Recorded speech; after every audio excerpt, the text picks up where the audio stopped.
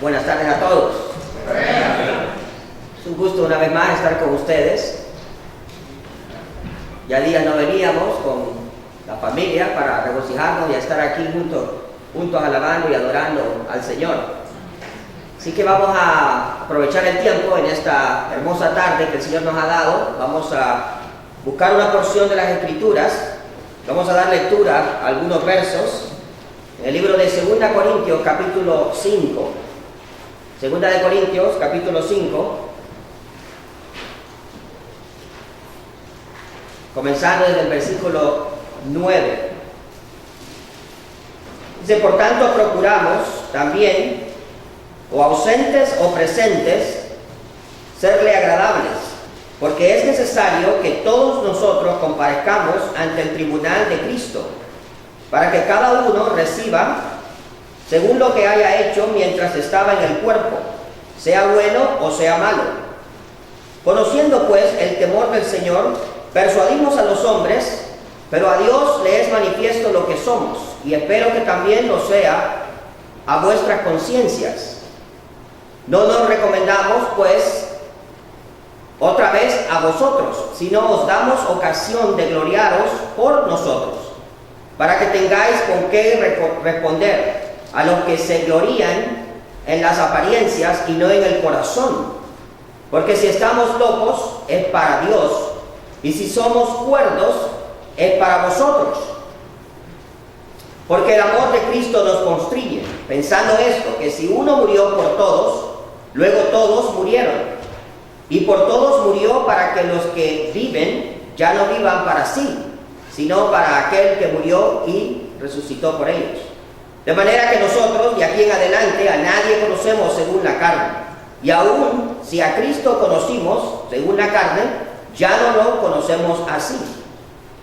De modo que si alguno está en Cristo, nueva criatura es. Las cosas viejas pasaron y aquí todas son hechas nuevas.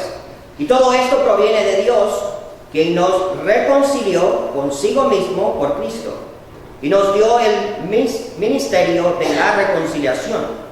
Que Dios estaba en Cristo reconciliando consigo al mundo, no tomándoles en cuenta a los hombres sus pecados, y nos encargó a nosotros la palabra de la reconciliación. Así que somos embajadores en nombre de Cristo, como si Dios rogase por medio de nosotros. Os rogamos en nombre de Cristo, reconciliaos con Dios. Al que no conoció pecado, por nosotros lo hizo pecado, para que nosotros fuésemos hechos justicia de Dios en él. Dios y Padre nuestro, le damos las gracias en esta tarde por el privilegio de habernos dado el gozo de alabar, adorar a nuestro Señor Jesucristo. Gracias porque le hemos recordado, ciertamente muriendo en nuestro lugar, pagando por nuestros pecados, derramando su preciosa sangre para limpiarnos, y ciertamente le agradecemos, Señor, todos los beneficios recibidos de su mano. Gracias, Señor, porque indignos somos, y ciertamente usted nos ha hecho dignos a través de la persona de su Hijo. Señor, le agradecemos el hecho de saber que Él ha resucitado, que Él mora en nosotros, somos el templo suyo. Y ahora, Señor, quisiéramos pensar acerca de esta porción que hemos leído. Rogamos que sea su Santo Espíritu el que se mueva en medio de nosotros, que toque nuestra mente, que mueva nuestro corazón, de tal manera que podamos ser transformados a la imagen misma del Señor Jesucristo. Señor, rogamos e imploramos su bendición del principio hasta el fin. En Cristo Jesús. Amén. Bien, esta tarde nos va a ocupar un tema muy importante. No hace mucho tiempo atrás, cuando tenía aproximadamente 42 años, aquí mismo en esta iglesia estaba predicando y empecé a notar que algo pasaba. Y era que no podía leer bien, mi visión estaba fallando. Y ciertamente empecé a ver borroso, las letras no las podía distinguir. Y dije, yo no voy a hacer nada, ese es un cansancio. Pude terminar de predicar y todo, sin embargo no fui al médico. Y poco tiempo después me di cuenta que no era ni cansancio, sino que simplemente no podía leer bien ya. Tenía un defecto en la vista. Fui al médico, el médico me dijo, vamos a hacerte un examen. Me realizó el examen, después de realizarlo me dijo, no tienes nada. Le digo yo, ¿cómo que no tengo nada? No puedo leer. Me dice, sí, eso es normal, tiene 42 años. Así que no había problema. Después de los 40 uno pierde la vista, ciertamente, y pasan muchas cosas, ¿verdad? Así que la visión es de suma importancia. Con unos lentes ya prescritos por el médico, uno puede recuperar esa vista perdida. Y ciertamente los lentes le dan a uno una visión 20/20. Puede ver tal como antes. Y ciertamente cuando uno puede notar la diferencia, ¿verdad? Cuando lee sin los lentes y con los lentes. Visión 20/20. La pregunta es, ¿tiene usted visión? No física, 20/20, pero ¿tiene usted visión espiritual 20/20? En esta porción vamos a pensar acerca de lo que es tener visión espiritual 20/20. Vamos a pensar acerca de tres cosas importantes. ¿Qué es lo que le motiva a usted a tener visión para Cristo? ¿Verdad? ¿Qué es lo que usted usa como un método para poder realizar esta visión para la honra de Cristo? Y por último, ¿qué es el mensaje de esta visión? Necesitamos en verdad tener visión espiritual. El creyente que no anda viendo o que no tiene un objetivo claro en su vida es un cristiano que no va a hacer nada por Cristo. Necesitamos en verdad, tener una visión espiritual. La pregunta es entonces, ¿cuál es su visión? ¿Cuál es su visión? Si alguien le preguntara en esta tarde cuál es tu visión como cristiano, es muy probable que usted dijera, bueno, yo quiero glorificar a Cristo. Es una buena respuesta. Todos los que estamos aquí deseamos, anhelamos, queremos glorificar a Cristo. Es nuestra meta. La pregunta es, ¿qué debo de hacer para glorificar a Cristo? En esa visión que tengo de glorificar a Cristo, ¿cuáles son las cosas requeridas para poder obtener esto, para poder lograrlo? Por ejemplo, un niño pequeño puede decir, yo tengo la visión de ser un buen pianista cuando esté grande. Tiene una visión, es algo claro. Pero ese niño, si nunca toca un piano y no aprende desde su niñez, jamás va a llegar a ser el mejor pianista del mundo. Es como un futbolista. Ahora mismo se lleva a cabo la Copa Mundial de soccer. Las personas que están jugando ahí jugaron desde temprana edad. Si no hubiesen tenido una clara visión de lo que querían ser en el futuro, nunca hubiesen llegado ahí. Jamás. Los mejores pianistas desde una temprana edad empezaron a aprender a tocar piano. No solamente aprendieron a tocar piano, tocaron durante horas, durante semanas, durante meses, durante años. Invirtieron tiempo completo cada uno de ellos y llegaron entonces a prosperar al punto de llegar a ser aceptados en un lugar como pianistas y luego desarrollarse en una orquesta o en algún sitio para llegar a ser los mejores pianistas del mundo. Pero el cristiano no es que el cristiano quiere desear ser el mejor creyente, no es eso. El propósito es cómo puedo glorificar a Cristo en mi vida. Para poder glorificar a Cristo en mi vida, yo debo de dejar de ser yo y dejar a Cristo vivir en mí. Hay tres clases de visión en los cristianos. La primera de ellas es uno que no tiene visión. Es la peor de todos. El cristiano que no tiene visión. Actualmente, cuando se juegan los partidos de soccer, ustedes pueden verlo en la televisión ahora mismo. Y ustedes van a mirar ahí en Brasil estos grandes estadios. En algunos caben 100,000 personas, en otros caben 200,000 personas y tal vez más.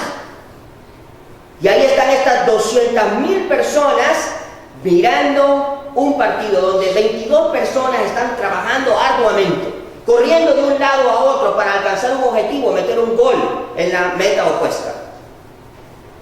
Pero los demás solo están viendo. Pero los demás solo están observando. Los demás simplemente están criticando y muchas veces las críticas pueden ser buenas o pueden ser malas y negativas. Aún dice, ¿cómo falló ese gol? Pero él no está ahí pateando esa pelota. No sabe el ángulo por donde puede ir o no puede ir la pelota. No sabe dónde están parados los defensas, no sabe dónde está el portero. Pero para nosotros que estamos viendo es fácil criticar. Y muchas veces eso es exactamente lo que pasa en las iglesias. Cristianos sin ninguna clase de visión. No quieren hacer nada para el Señor. se la pasan sentados toda la vida, vienen a los cultos, pueden estar en los cultos y lo único que miran es a un pequeño grupo de creyentes que están trabajando arduamente, tratando de hacer la obra de Cristo, tratando de traerle gloria al Señor, barriendo la iglesia, limpiando la iglesia, clases de escuela dominical, yendo afuera a regalar tratados, trayendo amigos y haciendo tantas otras cosas más. La semana pasada ustedes mismos, haciendo la escuela de Biblias. Pero puede haber algunos que estén simplemente observando a un pequeño grupo de hermanos trabajando arduamente y no hacen nada más que criticar, muchas veces buenas críticas. ¿Cómo trabajan los hermanos? ¿Qué diligentes son? Pero muchas veces negativas. ¿Por qué hacen eso así? Cristianos que no tienen visión. Bueno, ¿qué pasa cuando no hay visión? La Biblia dice claramente lo que sucede cuando no hay visión. Ahí en este libro de Proverbios, en el versículo 18 del capítulo 29 dice: cuando no hay visión el pueblo se desvía. Cuando no hay visión el pueblo se desvía. Dichoso aquel que obedece la ley. Ahora ahí está claro, cuando no tengo ningún objetivo, cuando no tengo nada claro, ninguna meta por alcanzar, lo único que yo voy a alcanzar es nada. Eso es lo que voy a alcanzar. Quiero tener, en verdad, un buen conocimiento de la palabra de Dios, pero nunca leo. Nunca aparto tiempo para leer un libro cristiano. Nunca leo una biografía de un hermano o de una hermana cristiana. Entonces, ¿cómo puedo alcanzar esa meta? No la puedo alcanzar porque no estoy haciendo nada, no hay visión. Y si no hay visión, entonces lo único que puede pasar es desviarse. Ahora imagínense en el mundo físico, cuando usted va caminando y si usted pierde la vista, usted se va a tropezar, se va a desviar, no va a conocer el camino.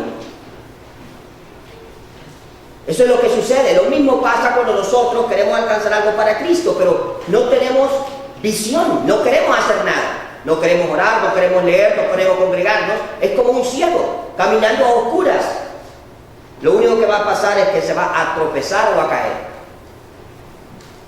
Cuando no hay visión, entonces el pueblo se desvía. Un segundo tipo de cristiano es un cristiano que tiene una visión borrosa. Quiere hacer algunas cosas, no sabe bien cómo hacerlo, ¿verdad? Hoy en día hay iglesias, en verdad, que tienen una visión distorsionada de lo que es ser el cristiano o el cristianismo. ¿Por qué digo esto? Bueno, si ustedes miran, una de las iglesias más grandes de los Estados Unidos está en Texas. 10,000 personas todos los fines de semana. Varios cultos. Y lo único que hacen estas 10,000 personas ahí es, cuando llegan, es sentarse. Y luego sale este hombre, que es en verdad un falso profeta, y se para enfrente de ellos y les dice: disfruten del show que tenemos preparado. Bueno, cuando dicen eso, a mí me suena como un teatro, un cine, un parque, un lugar de distracción, un lugar de entretenimiento. A eso suena. Y exactamente eso es lo que pasa muchas veces.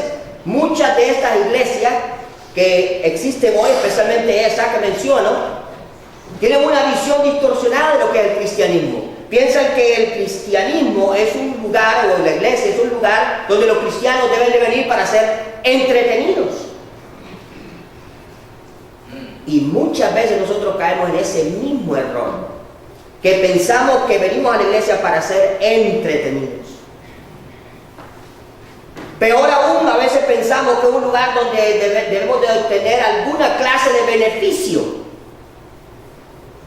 Y no digo que el Señor no nos dé grandes bendiciones, el Señor nos da grandes bendiciones, son beneficios para nosotros. Pero el problema es pensar que la iglesia es un centro de beneficio diferente para mi propio interés, para mi propio desarrollo.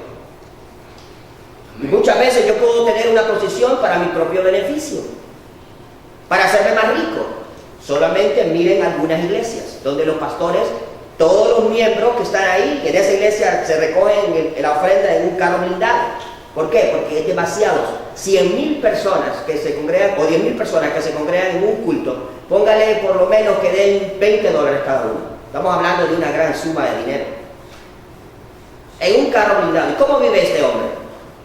En una gran mansión con el mejor carro. ¿Y qué es lo que él predica? Dice, no puede el cristiano ser pobre. Le preguntaron en una entrevista que por qué él tenía todo esto. Si Jesucristo en alguna parte dice que el cristiano debe vivir de esta forma cuando los demás viven tan pobremente. Y él dijo, bueno, la Biblia nos dice lo opuesto. David era rico, Salomón era rico. Para defenderse es bueno, ¿verdad? Bueno, las riquezas no son problemas, hermanos. Yo no le voy a decir que son problemas. El creyente que tiene dinero o el creyente que tiene posesiones no es un pecado. El problema es cuando yo amo el dinero. Y ciertamente algunos de estos hombres pueden vivir de esta manera y mirar al hermano que está en la envidia, en la miseria. ¿Qué clase de mensaje el que enseñan estos hombres de visión borrosa? El creyente no puede ser pobre. O mensajes de positivismo. Joel Osteen, ¿verdad? Ese es el nombre de este hombre que hace tal cosa. Bueno, pero he ocupado demasiado tiempo en esto. ¿Qué más? Enseña las escrituras. Cuando el Señor sanó a este hombre, un hombre ciego, le dice primeramente ahí en Marcos capítulo 8, él mirando dijo, veo los hombres como árboles, pero los veo que andan. Ahí está este ciego, ahora se le está sanando la vista, ¿verdad? Y lo primero que él dice es que su vista está borrosa. Dice, miro los hombres como árboles. Bueno, si alguno de nosotros mirara a los hombres como árboles, sería algo serio también, ¿verdad?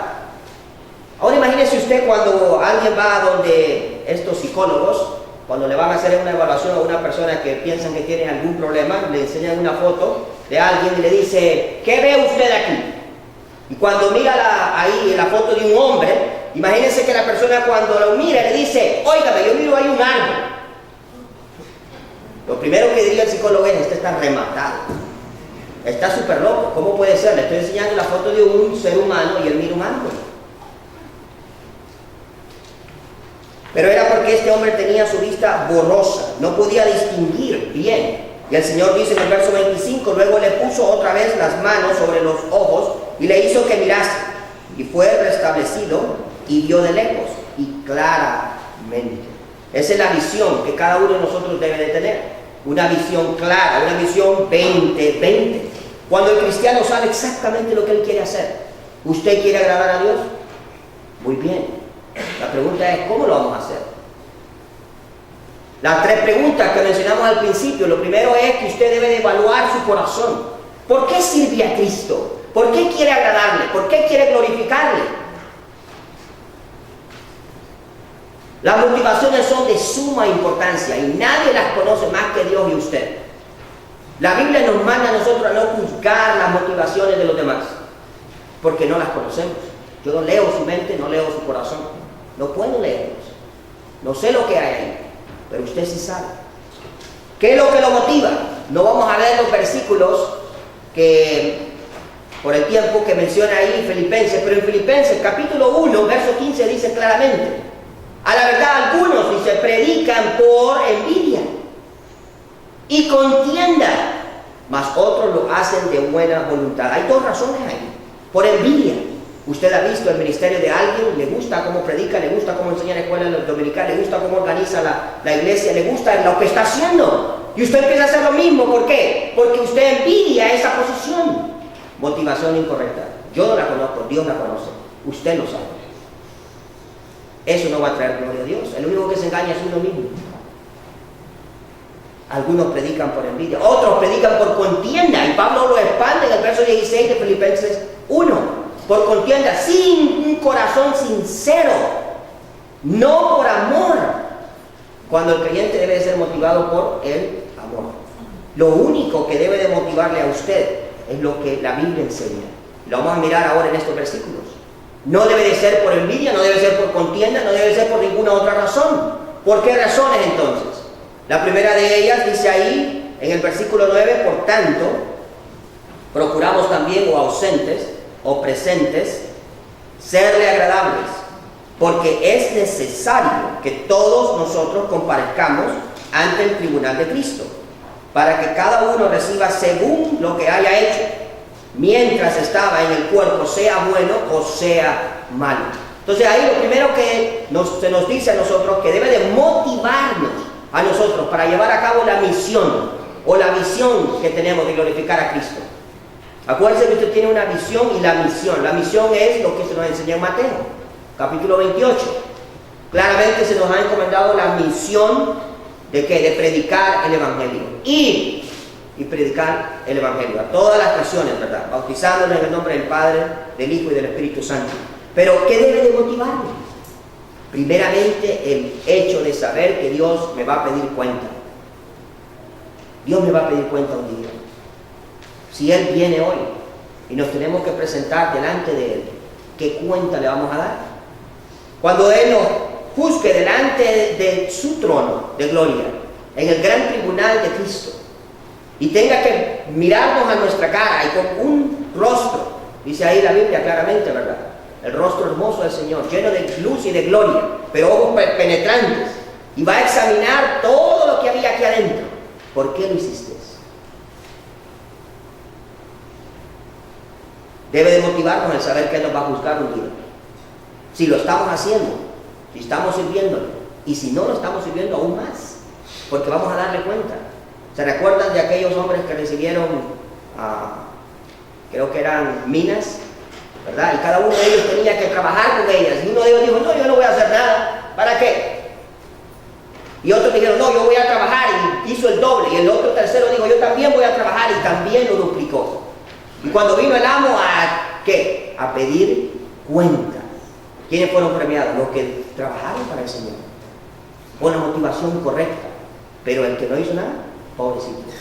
Aún lo que tenía se le quitó. Bueno, usted no va a perder su salvación. Ninguno de nosotros, verdaderos cristianos, cuando estemos allá, dice el versículo claramente, el 10 al final, que serán juzgadas nuestras obras si fueron buenas o malas. No son nuestros pecados para ir al infierno o al cielo.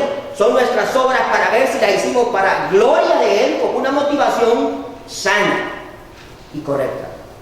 O si lo hicimos de una manera indebida, ¿verdad? Entonces, ¿qué nos debe de motivar? Primeramente, el juicio de Dios. Luego nos debe de motivar el terror de Dios. Dice el versículo, conociendo pues el temor del Señor, persuadimos a los hombres, pero a Dios le es manifiesto lo que somos, y espero que también lo sea a vuestras conciencias. El terror de Dios. Ahí el versículo dice el temor. Bueno, primeramente nosotros debemos de ser motivados porque un día vamos a darle cuenta a Dios, el juicio de Dios. Segundo, por el temor que le tenemos a Dios. Ahí temor no quiere decir miedo. Temor ahí quiere decir reverencia.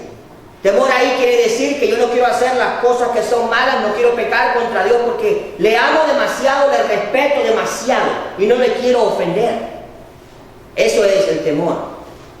Y lo que debe de motivarme a mí a servir a Cristo es el temor que yo le tengo, la reverencia. Le amo demasiado, quiero servirle, quiero que Él se sienta contento, quiero que Él se sienta feliz conmigo. ¿Qué dice la Biblia cuando miraba la vida de Jesucristo? Dice, este es mi Hijo amado, en el cual tengo complacencia. La vida de Jesús hacía feliz al Padre. Hace nuestra vida feliz a nuestro Padre.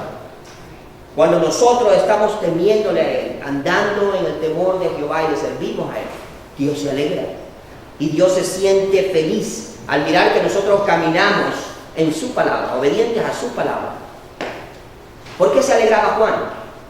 Dice, se alegraba ¿por qué? Porque sus hijos andaban en la verdad. Y cuando usted y yo caminamos en la verdad, hacemos el corazón de Dios feliz. Qué lindo, ¿verdad? Qué cosa más preciosa, ¿verdad? Imagínense, ¿qué cosa le hace feliz a usted? Que sus hijos sean obedientes, que se porten bien, que se gradúen de la escuela, de la universidad, que sean buenos ciudadanos. ¿Qué le hace feliz a su esposa o a su esposo? Palabras cariñosas, ¿verdad? Un ramo de flores, una salida por ahí a pasear a un parque.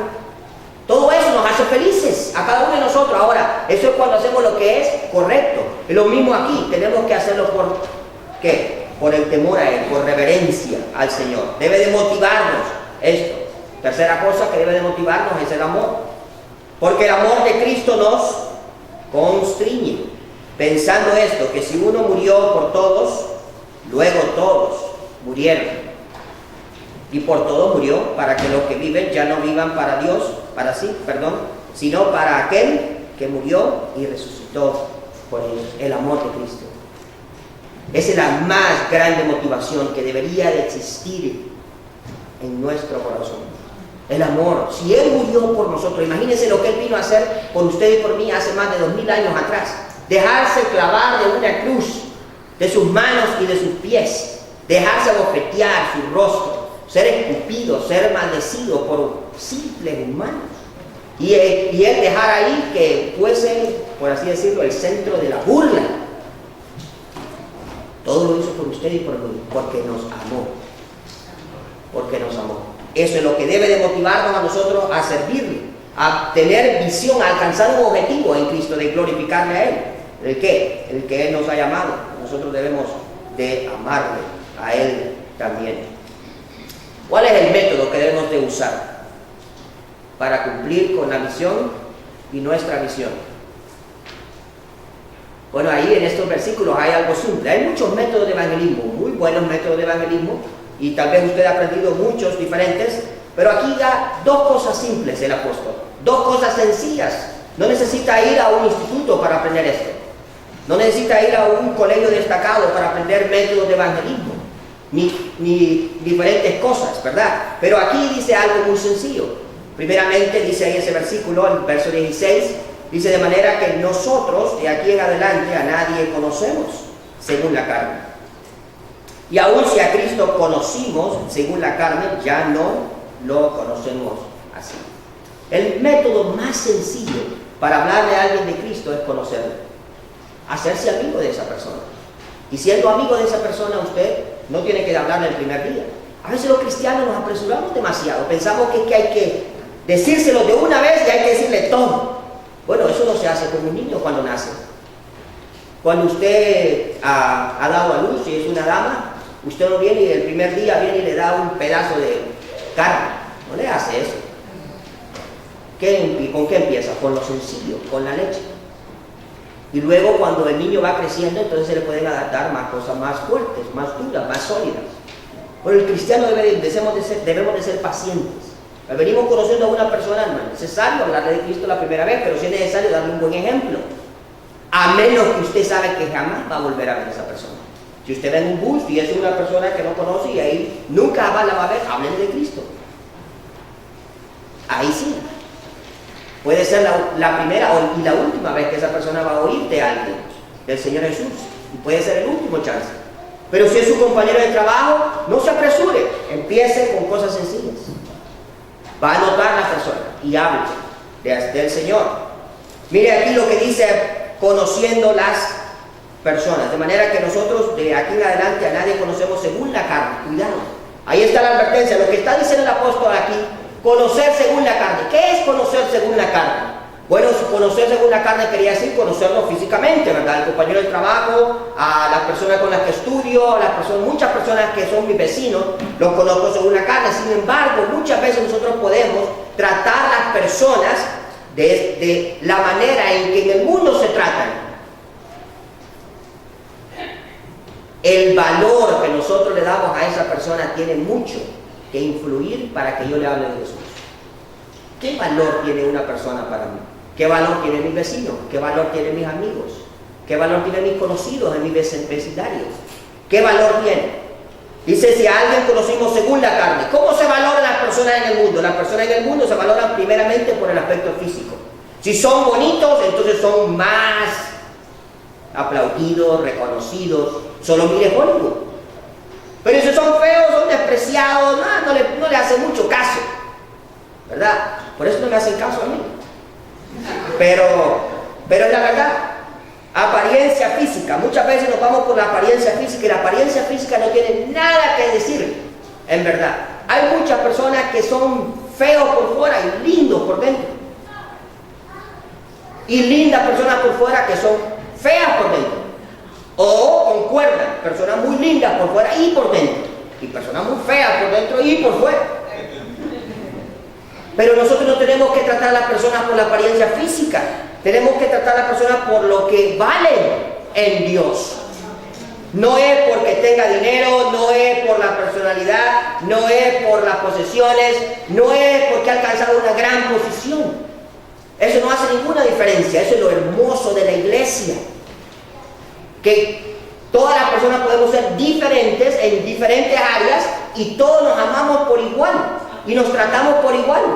Yo sé que ustedes tal vez conocen a una persona que yo conocí ahí en Honduras, una persona que era un banquero, y ese hombre venía y nos servía a la mesa.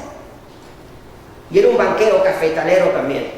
Mucho dinero, tenía suficiente dinero, pero que era humilde. ¿Por qué? Porque él trataba a las personas no como lo hace la gente según la carne. Él los trataba porque lo hacía según lo que él miraba, el valor que tenía cada uno en Dios. Fuera o no fuera cristiano, eso es una criatura de Dios. Y lo trataba por igual, ¿verdad? Entonces debemos de mirar el valor que tienen las almas. El Señor miraba a las personas y dice que lloraba. Cuando entró a Jerusalén dice que no pudo contener sus lágrimas y empezó a llorar. ¿Por qué empezó a llorar? Porque las miraba como ovejas sin pastor. Se conmovió. Ahora imagínense si todos nosotros tuviésemos ese mismo corazón, si cada uno de nosotros mirase como miraba el Señor, si tuviésemos esa visión espiritual y mirásemos como Él miraba. Las personas son personas como ovejas sin pastor. Se están perdiendo, se están yendo al infierno. Ahí van nuestros familiares, ahí van nuestros amigos, ahí van nuestros vecinos y muchas otras personas que están en contacto con nosotros. ¿Qué hacer? Hay que hablarles. Hay que hablarles del Señor. Un joven iba caminando al lado de la playa y miró, pero miles de estrellas de mar, miles y miles de estrellas de mar que estaban en la orilla, en la arena. Se estaban secando y muriendo por el calor. Y él empezó y agarró una y la tiró al mar. Y así siguió caminando por toda la orilla del mar y agarraba una y la tiraba al mar, pero eran miles y miles y miles. Un señor le dice, pero ¿no crees que estás perdiendo tu tiempo? No las puedes salvar a todas, son demasiadas. Él cogió una, la miró y le dijo, no las puedo salvar a todas, pero en esta voy a hacer una diferencia. ¿Está usted haciendo una diferencia en los que están a su alrededor? Nosotros no podemos salvar a todo el mundo, pero el que está al lado de nosotros, al que conocemos, no lo podemos convertir, pero lo podemos invitar a venir a la iglesia. No lo podemos salvar, pero le podemos mostrar el camino de salvación, que es Jesucristo. Necesitamos valorar a las personas porque son criaturas de Dios, en verdad. El problema muchas veces de nosotros es que usamos las personas y amamos las cosas. Qué triste es eso. En vez de hacer lo que es correcto, ¿verdad? Amar a las personas y usar las cosas. Esa debe ser nuestra prioridad, en verdad. Buscar, conocer a las personas para que puedan llegar a conocer a Jesucristo. Pero hay algo más importante todavía. Nada de eso podría hacerse si no es conociendo primeramente a Dios. Dice ahí en ese versículo 17, de modo que si alguno está en Cristo, nueva criatura es, las cosas viejas pasaron de aquí, todas son hechas nuevas. Conocer a Dios es importante. El conocimiento de Dios fue lo que lo llevó a usted a ser salvo. ¿Qué dice Juan 17:3? Y esta es la vida eterna, que te conozcan a ti, al único Dios verdadero, y a Jesucristo, a quien tú has enviado. La vida eterna es conocer a Dios de una manera personal. Y usted y yo lo hicimos, conocimos a Jesucristo. Nos dimos cuenta de nuestros pecados y supimos que Él había dado su vida por nosotros, que había derramado su sangre para perdonarnos de todos nuestros pecados, y nos arrepentimos. Conocimos a Dios. Pero ¿para ahí el conocimiento? Claro que no. El conocimiento de Dios debe ser algo que debe de crecer constantemente. Debemos de crecer todos los días, todos los meses, todos los años. El creyente debe de conocer a Dios más de cerca. ¿Qué dice el libro de Oseas 4 y versículo 6? Mi pueblo perece por falta de conocimiento. Por falta de conocimiento. Y a veces nosotros queremos conocer a Dios, pero no nos queremos sacrificar. Necesitamos aprender más de Él. Mire, aún el apóstol Pedro dice en 2 de Pedro capítulo 1 que debemos de añadir a la fe virtud, a la virtud conocimiento, Al conocimiento, dominio propio. Al dominio propio, paciencia. A la paciencia, piedad. A la piedad, afecto fraternal. Y al afecto fraternal, amor. Imagínense todos los días, nosotros estamos pensando en esto y cómo podemos ir aprendiendo más y más, ¿verdad? Del Señor, de tal manera que crezcamos en cada una de estas áreas. Bueno, la fe fue lo primero. Pusimos nuestra fe en el Señor Jesucristo. Luego de tener virtud, tener conocimiento, dominio propio. Pero a veces nos falta dominio propio, lo digo por mí. A veces nos falta paciencia. Yesenia lo sabe bien. No me gusta esperar. Si tenemos que ir a una reunión, yo estoy abajo esperando en el carro y ya miro que faltan 5 minutos, estoy como, ¿a qué hora vamos? Y me siento mal y me molesto, que no debo de hacerlo, porque no está bien. No hay razón para que nosotros nos enojemos, pero nos enojamos. Y esa es la realidad. Y cuando ella va bajando, yo estoy con ganas de decirle un par de cosas, ¿verdad? Y a veces para controlarme lo que tengo que hacer es lo correcto, agarrar la Biblia y mejor me pongo a leer un capítulo de la Biblia, porque ¿para qué? De nada me sirve. Estoy perdiendo ¿qué? Mi carácter, estoy perdiendo el tener dominio propio, el tener paciencia. Debo de conocer más a Dios, porque el Señor no perdía su carácter, no perdía su paciencia. Algunos dicen, pero Él se enojó una vez. No, pero eso es diferente. Ese es un celo santo. Cuando Él entró al templo y miró todo el pecado, como la casa de adoración había sido hecha una casa de mercado, donde los que tenían que estar adorando y postrados, dando gloria a Dios, estaban haciendo negocio para enriquecer sus bolsillos. ¿Cómo nos iba a sentir indignado el Señor? Tenía que sentirse indignado. Y se molestó contra la actitud, el pecado que estaban cometiendo en este lugar. Entonces debemos de conocer cada día más a Dios. Eso es lo que tenemos de una manera sencilla que hacer para alcanzar nuestra meta y nuestra visión. Pero por último, ¿cuál es el mensaje que debemos de llevar? Bueno, el mensaje que debemos de llevar está ahí, bien claro en los versículos 18 en adelante. Dice el versículo 18, y todo esto proviene de Dios, quien nos reconcilió consigo mismo por Cristo y nos dio el ministerio de la reconciliación. Ahí está. Primeramente es un mensaje de reconciliación. El hombre es enemigo de Dios por causa de su pecado, pero Dios quiere alcanzarlo. Y usted y yo nos hemos reconciliado por medio de Jesús. Ahora Él nos encomendó a usted y a mí ese ministerio. El ministerio de la reconciliación, de hacer a los seres humanos amigos con Dios. ¿Cómo nos llama Dios en Juan capítulo 15? Amigos. Nosotros somos los amigos de Dios. En el Antiguo Testamento también Dios habla acerca de Abraham y de Moisés, de algunos de ellos que son sus amigos. Nosotros somos los amigos porque hemos sido reconciliados con Dios. Ahora nosotros tenemos que pensar en esto. ¿Cómo puedo hacerlo? Empiece de una manera sencilla. Empiece ahí donde Dios le puso. A veces usted se pregunta, ¿por qué estoy aquí? Porque ahí Dios lo quiere. Porque ahí Dios lo quiere.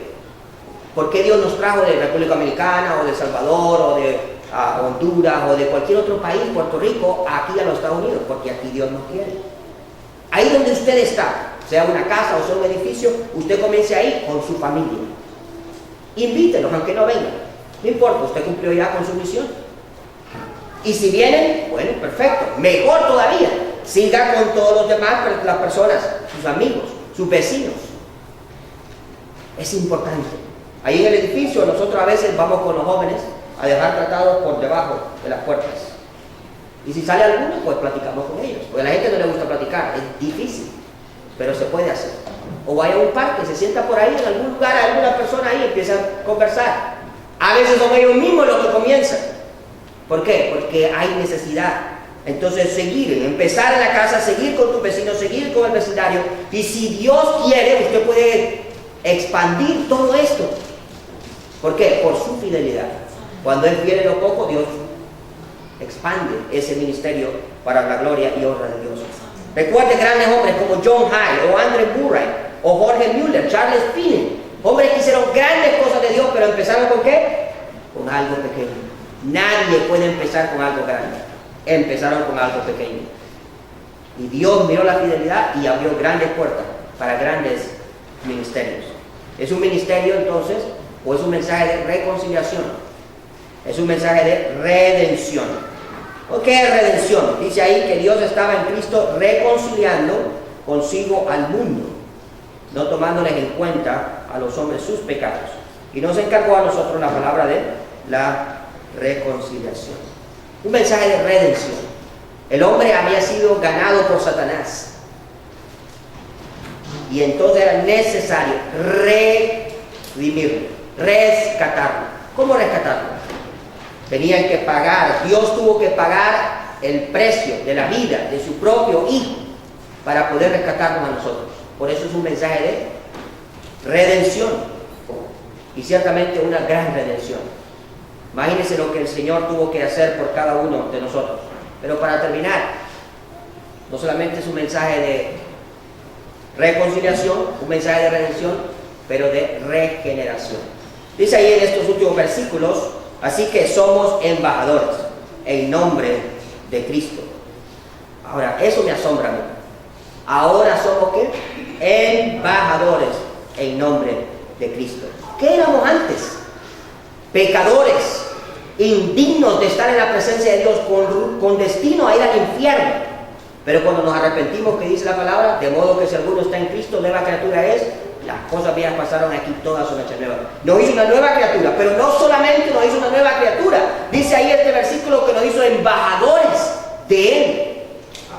Ahora imagínense, son posiciones súper grandes, súper altas.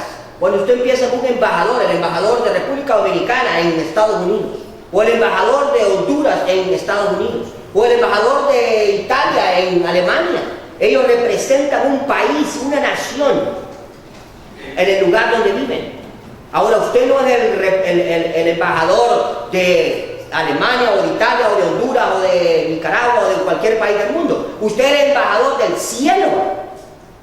Eso es lo que dice la Biblia. Del cielo mismo. Usted representa a Dios. Usted representa a Cristo. Eso es lo que dice. ¿Por qué? Porque usted ha sido regenerado. Y usted debe predicar ese mensaje, cómo Dios transforma la vida y cómo la cambia de una manera total. Y explicárselo. ¿Para qué? Para que puedan venir a los pies de Jesucristo. ¿Cuál es nuestra visión en esta tarde? Acerca de Jesucristo. ¿Qué es lo que nos motiva a cumplir con esta misión o visión? ¿Qué nos está motivando? ¿El amor de Cristo? ¿El juicio? ¿El temor a Él? ¿Cuál es nuestro método? Sencillo, conocer las personas, pero conociendo a Dios primeramente, para llevarles ese mensaje. ¿Qué mensaje? Un mensaje de reconciliación, un mensaje de redención, un mensaje de regeneración. Que en esta tarde el Señor nos bendiga a poder tener visión 2020 en la obra de Cristo, para que Él sea glorificado. Dios y Padre nuestro, le damos las gracias en esta tarde por su palabra que hemos leído. Gracias, Señor, porque usted está aquí en medio de nosotros. Señor, ayúdenos a tener visión. Perdónenos, Señor, cuando nuestra visión es borrosa, cuando aún peor no tenemos ninguna clase de visión. Padre Celestial, denos la fuerza y la fortaleza para poder seguirle siempre, poder tener una clara visión de lo que usted quiere que hagamos en nuestra vida para traerle gloria y honra. Padre Celestial, bendiga el resto de estas reuniones. Rogamos especialmente por nuestros amigos que están aquí, que ellos puedan atencionar a su palabra también, Señor, y puedan llegar a conocer a Jesús como el Salvador personal de sus almas. Pedimos por la comunión que vamos a tener ahora también unos con otros, los cristianos, también, Señor, con nuestros amigos, que podamos así, Señor, estrechar la hermandad, la amistad. En el nombre santo del Señor Jesucristo. Amén.